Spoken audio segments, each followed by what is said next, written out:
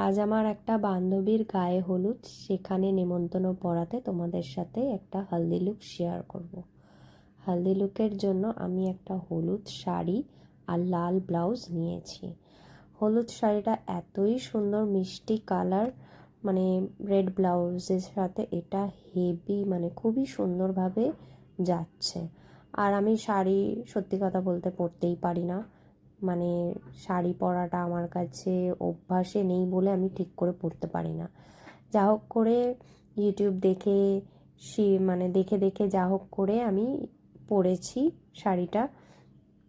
এখন এখানে pin up করতে গিয়েও আমার মানে অবস্থা খারাপ হয়ে যাবে। কি করব বলো, বান্ধবীর রিকোয়েস্ট শুনতে তো হবেই। শাড়ি পরেই আসতে হবে, শাড়ি না পরে আসলে কপালে দুঃখ ছিল। তাই শাড়ি পরেছি। ঘুম থেকে উঠে, মানে ভাবতে পারছো, ঘুম থেকে উঠেই শাড়ি পরো, রেডি হও, হ্যাঁ, না হলে মহারানী আমাকে মানে একদম শেষ করে দেবে। শাড়ি পরার রিকোয়েস্ট ছিল, যা হোক করে শাড়িটা পরলাম। শাড়ি পরার পর এবার তোমাদের সাথে শেয়ার করব আমার সাজুগুজু। সাজুগুজু করার সময় আমি ফাউন্ডেশনটা হাতে তো নিয়ে নিলাম, তার কিছুক্ষণের পরের মধ্যেই আমার মনে পড়লো, আরে আমি তো ময়শ্চারাইজারই অ্যাপ্লাই করিনি। তারপরে ময়শ্চারাইজার একটু হাতে নিলাম। এখন তো শীতকাল চলেই এসছে প্রায়, স্কিনটা ড্রাই ড্রাই হয়ে যাবে, আর ড্রাই স্কিনে মেকআপটা বসবেও না, ফ্যাট ফ্যাটে লাগবে। ওই কারণে তাড়াতাড়ি করে ফাটাফাট ময়শ্চারাইজারটা অ্যাপ্লাই করলাম। ময়শ্চারাইজারটা অ্যাপ্লাই করার পর তারপরে মানে একটু মেকআপটা ঠিক করে বসবে। আর মর্নিংয়ে কি বলো তো, মর্নিংয়ে এত সাজুগুজু আমি পছন্দই করি না, কিন্তু করতেই হবে, মানে না করলে পেচি পেচি লাগবে। একেই ঘুম থেকে উঠে যাচ্ছি, চোখ পোক ফোলা। আর এখানে আমি ফাউন্ডেশনটা আঙুল দিয়ে অ্যাপ্লাই করে নিলাম। এখানে ফাউন্ডেশনটা আঙুল দিয়ে এইভাবে অ্যাপ্লাই করছি, কারণ পুরো ফেসে যাতে মানে অ্যাপ্লাই হয়ে যাক। আর স্পঞ্জ দিয়ে ভালো করে ড্যাব ড্যাব ড্যাব ড্যাব করে পুরো মেকআপটা আমি বসিয়ে দেবো। আর এই মেবলিনের ফাউন্ডেশনটা এত সুন্দর, মনেই হয় না যে ফাউন্ডেশন লাগিয়েছি।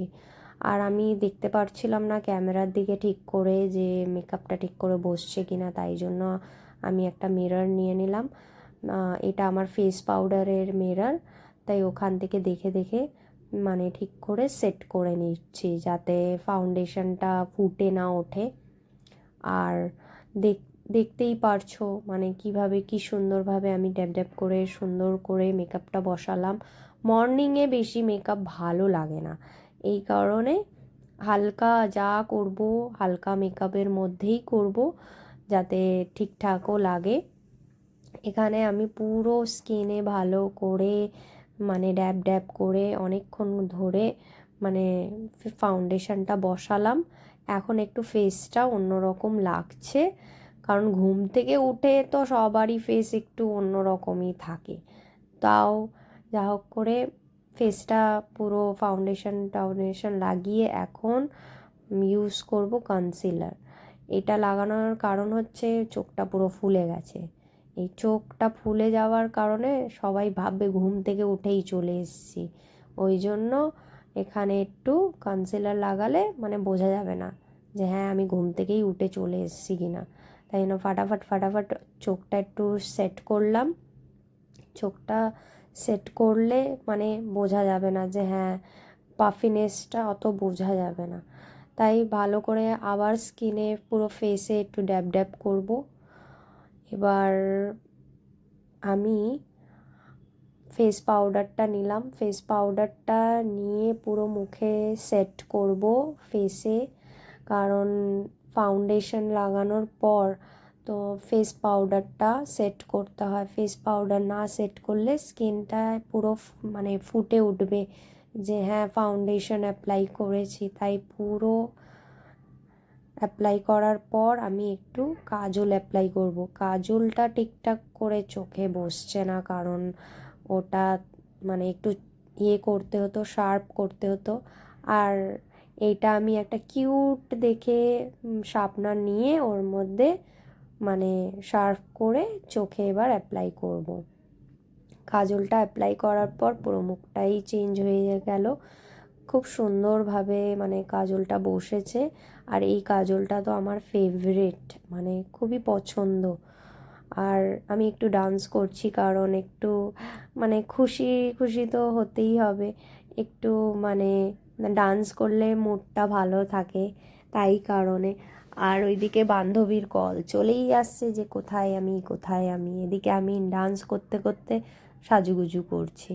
এখানে দেখো আমি পুরো হালকা কালারই নেব, যাতে কারণ মর্নিং টাইমে এত সাজুগুজু ভালো লাগে না, তাই হালকা হালকা কালারই একটু অ্যাপ্লাই করব। এখানে ভালো করে আইশ্যাডোটা অ্যাপ্লাই করছি, আর ভাবছি আর একটা কোন কালার নেওয়া যায়।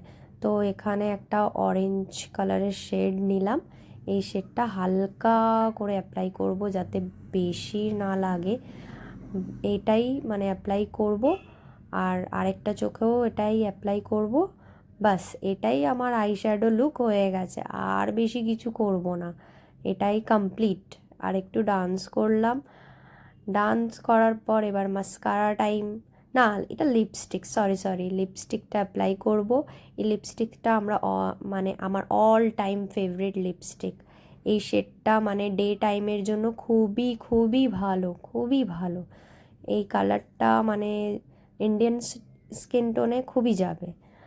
আর এরপর আবার আমি চোখের ওপরের পাতায় আবার একটু কাজল অ্যাপ্লাই করে নেবো, কারণ আইশ্যাডোটা লাগানোর পর মানে কিরম একটু ফ্যাকাশে ফ্যাকাশে লাগছিলো, তাই ওপরের চোখের পাতাতেও একটু অ্যাপ্লাই করে নেবো।